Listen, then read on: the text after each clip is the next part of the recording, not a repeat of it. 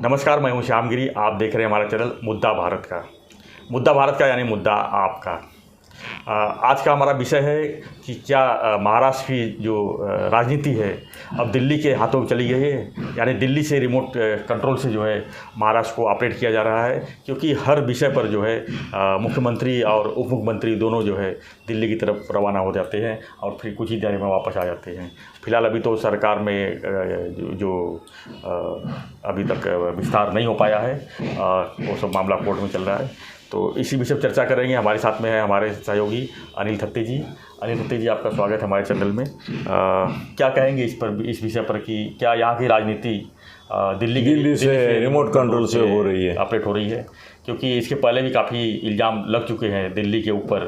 इसके पहले भी जब कांग्रेस की सरकार थी तो भी दिल्ली से ऑपरेट होती थी, ऐसा लोगों का आरोप था। तो क्या वही पुनरावृत्ति फिर से हुई है? सर कैसे है ना, ये रिमोट कंट्रोल जो शब्द है ये पहले बाला साहब ठाकरे जी ने पॉपुलर किया। उन्होंने जब 1995 में मनोहर जोशी की सरकार बनी तो मनोहर जोशी को पहली ही सभा में, वो बाला साहब का तरीका था और बाला साहब को वो शोभा देता था। किसी और नेता ने वो बोला होता तो सर मीडिया और टूट पड़ता था कि ये क्या बात है, आप मुख्यमंत्री को अपमानित कर रहे हैं, मुख्यमंत्री को हीरो बना रहे हैं, हीरो से मुख्यमंत्री की तो ऐसी चीथू कर रहे हैं, उसको कुछ समझ ही नहीं रहे, आप ये क्या कर रहे हैं। तो बाला साहब के सामने बोलने की किसी मीडिया वाले की भी हिम्मत नहीं थी, मनोहर जोशी की तो बिल्कुल ही नहीं थी। उन्होंने उस सभा में पहली बार बोला की हे सरकार शिवशाहीचं असलं आणि मुख्यमंत्री जरी मनोहर जोशी असले तरी त्याचा रिमोट कंट्रोल माझ्या हातात है। वो पहली बार रिमोट कंट्रोल जो शब्द है उसका इतना प्रभावी उपयोग किया गया। इतना ही नहीं, उन्होंने रिमोट कंट्रोल का अर्थ भी समझाया। उन्होंने बोला मुझे ऐसा मुख्यमंत्री चाहिए, वो बाला साहब को शोभा देता था। दूसरा किस कोई अगर ये बोलता था बात तो बा तो उन्होंने बोला मी उठ म्हटलं की उठेल आणि बस म्हटलं की बसेल। मैं जब बोलूँगा खड़ा हो जा वो खड़ा हो जाएगा, बैठ जाओ बोलूँगा तो बैठेगा। ऐसा मुख्यमंत्री चाहिए और मेरा रिमोट कंट्रोल इस प्रकार का रहेगा कि उठ बस। वो तो मनोहर जोशी तो उनके भी बाप निकले।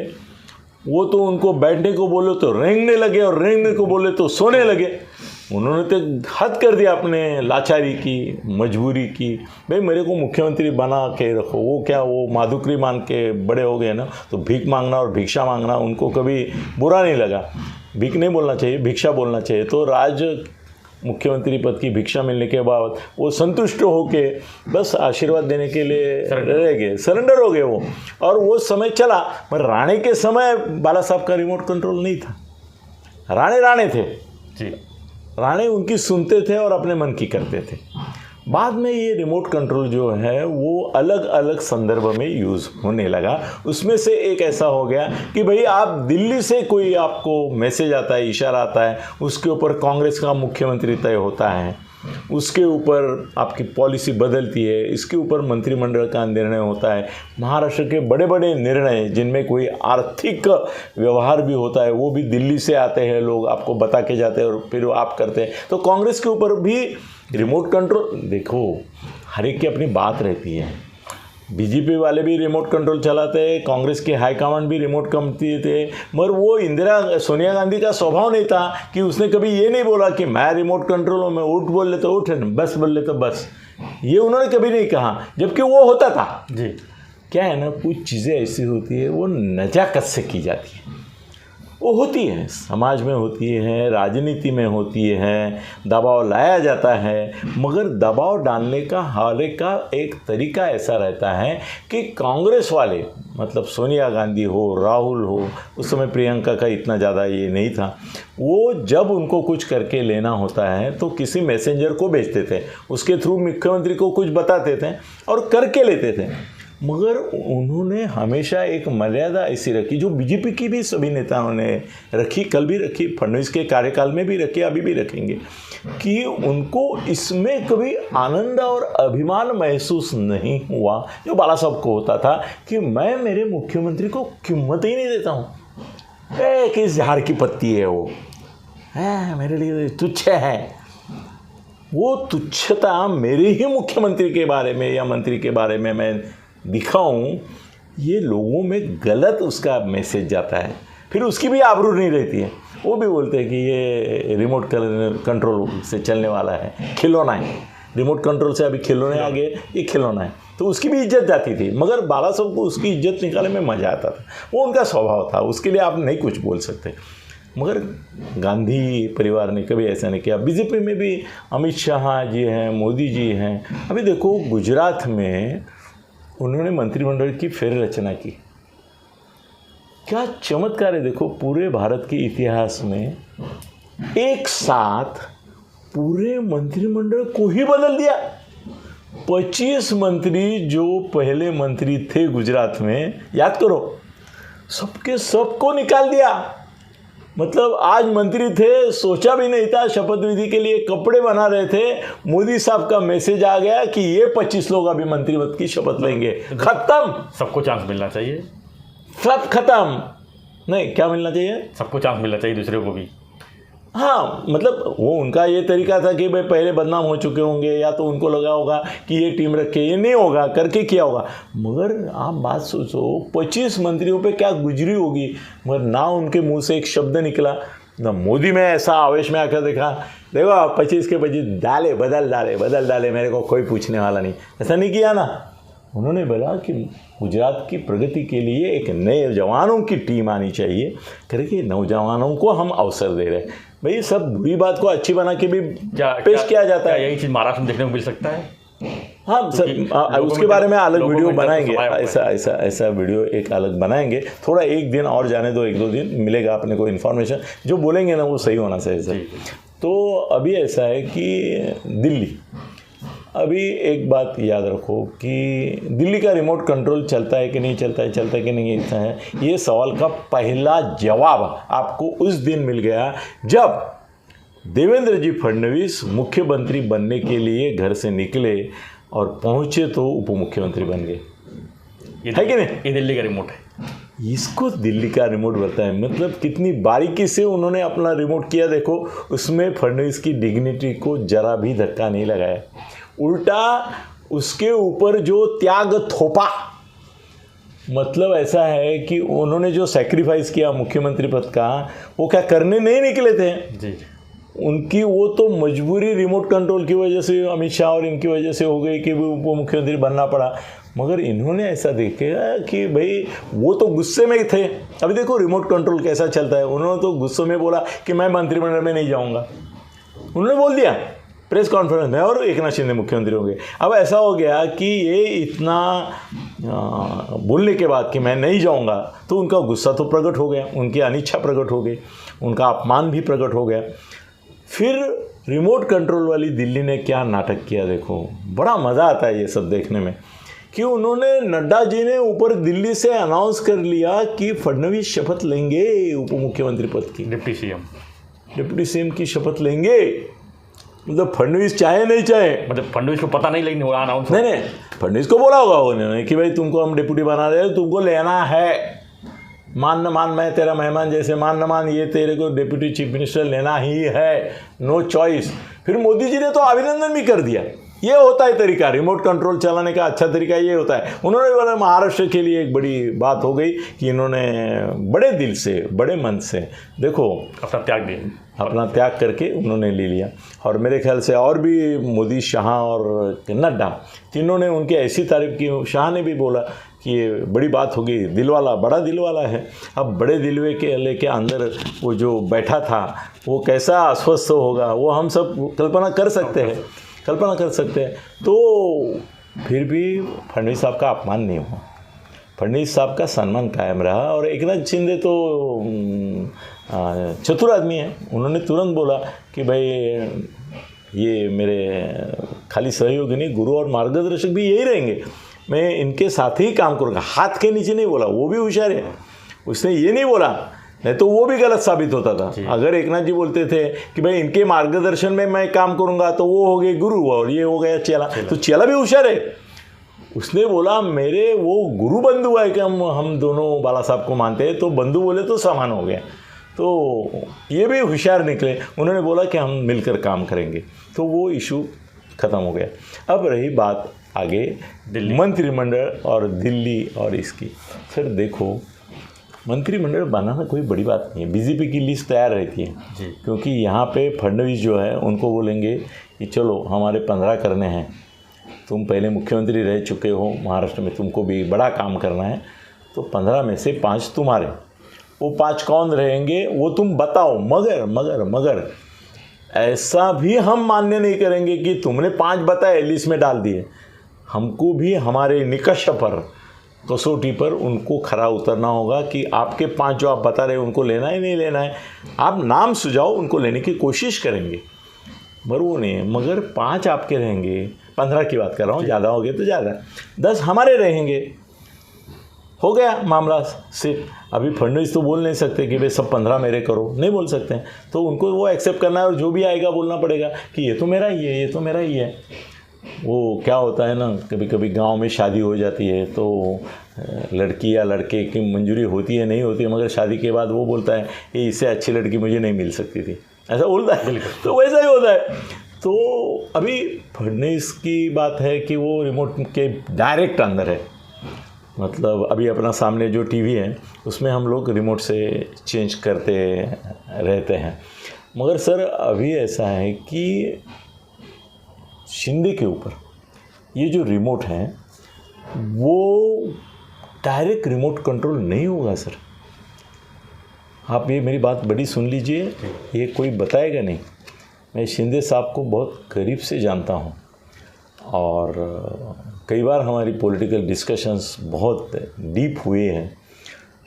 शिंदे साहब मनोहर जोशी नहीं है कि रिमोट ने बोला और मान लेंगे, उनकी ऐसी मजबूरी भी नहीं है कि ये मेरा बात पहली बार टीवी पे आ रहा है, उनकी ऐसी मजबूरी नहीं है कि अगर उनको कहा गया कि आपके मंत्रिमंडल में ये सदस्य रहेंगे शिवसेना से, तो वो मानेंगे? सर कतई नहीं मानेंगे। वो बोलेंगे मेरी पार्टी मेरा चॉइस, मेरे पार्टी में कौन अंदरूनी गद्दार है और कौन हुद्दार है और कौन मेरे साथ परमानेंटली रहेगा, कौन मेरे लिए मेरी छवि बिगाड़ेगा और कौन मेरी छवि सुधारेगा, कौन मेरे से लॉयल रहेगा। ये मत सोचो कि पहले 18 आ गए तो सब 18 लोगों को साथ मिलेंगे, ऐसा नहीं। बाद में आलों वालों में भी वो परीक्षा करेंगे और अपनी यादी बोलेंगे मेरे को कितने दे रहे हो, चलो 10 दे रहे हो, जो भी रहेगा, ऐसा एक अंदाज आंकड़ा, ऐसा ज़्यादा मत करो, 10 दे रहे। ये 10 आपने संख्या मान्य करनी है। वो 10 कौन होंगे वो आप फडणवीस को बताओ, मुझे मत बताओ, मैं वो तय करूंगा और मेरे निकष रहेंगे। आपके निकष के ऊपर आप बोलेंगे कि ये राठौड़ को मत लो, जिसके ऊपर वो बलात्कार का और इसका था, वो आपका लेना देना नहीं है, वो मेरा लेना देना है। राठौड़ को लेना है नहीं लेना है मैं तय करूंगा। आप मत बताओ कि उसका छवि बिगड़ा हुआ है, उसकी छवि क्या है वो जानता है, मैं जानता हूँ, मेरे लेना है तो ले लूँगा। आप बोलेंगे इसको नो, वो नहीं, वो मानेंगे नहीं। और दूसरी एक बात पहली बार मैं उजागर कर रहा हूँ टीवी के इतिहास में, अभी आएगा इसके ऊपर चर्चा होगी अभी यूट्यूब में सब। सर एकनाथ शिंदे के पास सिर्फ बीजेपी ही चॉइस है, ऐसा मत समझो। दूसरा एमबीए बन सकती है क्या? सर मैं बड़ी साहस से बोल रहा हूँ और ये साहस के पीछे खाली साहस या एक खलबली मचाने के लिए नहीं बोल रहा हूँ। सर बीजेपी को ये इशारा शिंदे साहब की तरफ से दिया गया है कि हमारे ऊपर कुछ थोपने की, या अपनी, उन्होंने डिक्टेटरशिप यूज़ नहीं किया है शब्द, उन्होंने अलग किया है कि आपकी जो कल्पनाएं, संकल्पनाएं, योजनाएं हैं और आपके जो है वो हमारे पर थोपने की कोशिश मत करो। मैं एकनाथ शिंदे हूँ, मैं उद्धव ठाकरे नहीं हूँ कि जो पवार साहब के आगे घुटने टेक के बैठ गया। मैं सीधा मेरे पैरों पे खड़ा हूँ। मेरे 40, 45, 50, अब तो और भी बढ़ेंगे, 18 में से 12 ये आदमी मेरे पास है। ऐसा मैं एक शक्तिमान आदमी हूँ। कल अगर मुझे लाचारी नहीं रहेगी। सर सुनो, कल अगर आप बीजेपी की ओर से मुझे ऐसी कंडीशंस डालते हैं, शर्तें रखते हैं कि जिसकी वजह से मेरा मुख्यमंत्री करके जो वजूद है, मुख्यमंत्री करके मेरी जो एक आगे की रणनीति और राजनीति है, उसको अगर कभी ठेस पहुंचाने के बारे में कुछ आपके मन में आया, या मुझे लगा कि अगले इलेक्शन में उद्धव जी के साथ साथ मेरी भी शिवसेना खत्म करने का साहस शायद हो सकता है, तो मेरे लिए राष्ट्रवादी और कांग्रेस का पर्याय खुला है। सर, ऐसा भी अवसर आ सकता है अगर बीजेपी ने दुस्साहस दिखाया, तो ये शिवसेना को बाजू में रख के, क्योंकि अभी उनके पास सर 15 है, उसमें से भी 5 रहेंगे, तो बीजेपी को उनके 5-10 लेके सरकार बनाने को नहीं आएगी। जबकि शिंदे साहब को कांग्रेस और राष्ट्रवादी के साथ जाके सरकार बनाने का मौका मिल सकता है, जो बनाएंगे नहीं। अभी ये बोलना उचित नहीं है कि उनको ये पर्याय और ये करेंगे, मगर एकनाथ शिंदे का मनोबल और एकनाथ शिंदे की हैसियत ऐसी है कि आंखों से आंखों मिलाकर बात करेगा। देखो, उद्धव ठाकरे को ये करने की, चैलेंज करने की किसी में ताकत नहीं थी, हिम्मत नहीं थी। उद्धव ठाकरे एक अभेद्य गढ़ की तरह था, किसी ने सोचा नहीं कि शिवसेना को ये कर सकते हैं। शिंदे साहब ने करके दिखाया, खाली करके नहीं दिखाया और 10-15 लेके नहीं भागे कि भाई मैं रेसिग्नेशन देता हूँ और इनको मेजॉरिटी करता हूँ। 50 लेके खड़े हो गए वो, और वो 50 उनके साथ ऐसे है कि वो बोलेंगे शिंदे साहब जहाँ आप वहाँ शिवसेना और वहाँ हम। तो शिंदे साहब कोई रिमोट मानने वाले नहीं है। देखो, सलाह मशविरा, विचार विनिमय, चर्चा और हुक्म देना, इसमें फ़र्क है। और अमित शाह 4.5 घंटे उनके साथ बैठे जब फडणवीस बाजू में नहीं थे। अमित शाह जैसा एक चाणक्य जिसने 4.5 घंटे इनका ऑब्जर्वेशन किया, 4.5 घंटे उनसे बात की, तो उस बात के समय वो उसने अपना जजमेंट बना लिया होगा कि ये क्या मेटल है, ये किस प्रकार का बना हुआ आदमी है। उसके बाद डिसीजन किया होगा। उन्होंने देश भर के लोगों के साथ बातें की हैं, वो शरद पवार से लेके सबके साथ बात कर चुके हैं। उन्होंने 4.5 घंटा इनको बिठाना छोटी बात है सर। अपने फडणवीस साहब भी 25-30 मिनट से ज़्यादा नहीं बैठते, एक बार परसों 1.5 घंटा बैठे। 4.5 घंटा कोई आदमी कितनी अहमियत दी उनको, वो क्यों दी? उन्होंने ये समझ लिया अमित शाह जी ने, और मोदी जी को भी बताया होगा कि भाई हम जो समझते हैं कि एक शिवसैनिक है, ये सैनिक नहीं है, बॉर्न सेनापति है, ये सेनापति है। और सेनापति के हैसियत से सामने बैठ के बोलता है तू भी मोदी का सेनापति है, मैं भी शिवसेना का सेनापति हूँ, जल्दी ही शिवसेना प्रमुख भी बनने जा रहा हूँ। तो इनके ऊपर हम कोई थोप नहीं सकते, उनका दिल जीतना जरूरी है। देखो, दिल जीतने की बात करेंगे तो शिंदे साहब ऐसे कि बोलेंगे चल जान कुर्बान तेरे ऊपर, चल तू बोलेगा उससे ज़्यादा दे देता हूँ। तो रिमोट कंट्रोल जो है वो फडणवीस के ऊपर चलेगा, इनके ऊपर रिमोट कंट्रोल नहीं चलेगा। और ये मंत्रिमंडल वगैरह जो है वो उनके हित में है। जब कोर्ट का डिसीजन नहीं आता है तब तक अगर इन्होंने कुछ साहस किया और मंत्रिमंडल बनाया, तो कोर्ट वाले भी 1.5 आने कम है क्या? वो बोलेंगे तुम आगे बढ़ रहे हो ना, एक सेंटेंस डाल दिया तो ख़त्म। कोर्ट, देखो, कोर्ट न्याय, नीति और कायदे से चलता है, ऐसा बोलना पड़ता है जी बिल्कुल, मगर ऐसा होता है, ऐसा नहीं होता है, ये हमने कई बार देखा भी है। कभी कोई रिजल्ट उल्टे भी आते हैं। क्यों आते हैं? तो उनका एक सत्सद विवेक बुद्धि नाम का एक कानून है, वो किसके तरफ जाएगा मालूम नहीं। तो शिंदे साहब का आत्मविश्वास है कि वो सत्सद विवेक बुद्धि जो सुप्रीम कोर्ट की है वो जाग जाएगी बराबर समय पर। और कायदा जो है, देखो, कायदा का अर्थ और अनर्थ लगाने वाले वो बैठे हैं, वो उद्धव और ये दोनों सामने बैठे हैं और वो जज कर रहे हैं। सर, ये देखो, आम आदमी के जनमत का भी दबाव सुप्रीम कोर्ट से, हाई कोर्ट से, छोटे कोर्ट तक रहता है कि नहीं रहता है? बिल्कुल रहता है भाई। जब कोई संगीन मामला होता है, जैसे बलात्कार का होता है, खून का होता है, ये होता है, जनमत जागरूक हो उठता है, एक संग होता है, तो जज को भी 10 बार सोचना पड़ता है कि मैं इसको जन्मत अपने फांसी दे दूँ। देते हैं, बिल्कुल देते हैं, क्योंकि जनमत ऐसी चीज़ है, वो जज को भी ये करती है। अब उन्होंने देखा भाई 55 आमदार है, उसमें 50 तो चले गए इसके साथ, इसके पास 5 ही बच गए। भाई 18 खासदार है, उसमें तो 12 गए और 2 और जा रहे। भाई चुनाव इलेक्शन हुए, ये तो 42 पे गए और ये 27 पे गए, तो मतलब लोगों ने तो मान लिया है असली शिवसेना शिंदे साहब की शिवसेना है। अब ये जो है वो क्या है ना, ओरिजिनल शिवसेना, और इसकी ये डुप्लीकेट नहीं है, नहीं ये डुप्लीकेट नहीं है, ये पैरेलल है। अभी मुंबई में अभी मैंने पढ़ा कि मिलिंद नार्वेकर एक प्रति बालाजी बना रहे हैं, प्रति शिरडी हमने देखी है, प्रति तुम्हारा शेगांव देखा है, तो ये प्रति शिवसेना है। ओरिजिनल शिवसेना उनकी है तो ठीक है, मगर प्रति में भी कभी कभी इतना दम हो जाता है। जैसे मैं हमेशा बोलता हूँ कि दिलीप कुमार बड़ा एक्टर था, मगर पिक्चर चलते थे राजेंद्र कुमार के, जो उसकी कॉपी करते थे। तो इनके ऊपर कोई रिमोट नहीं है, शिंदे साहब के ऊपर।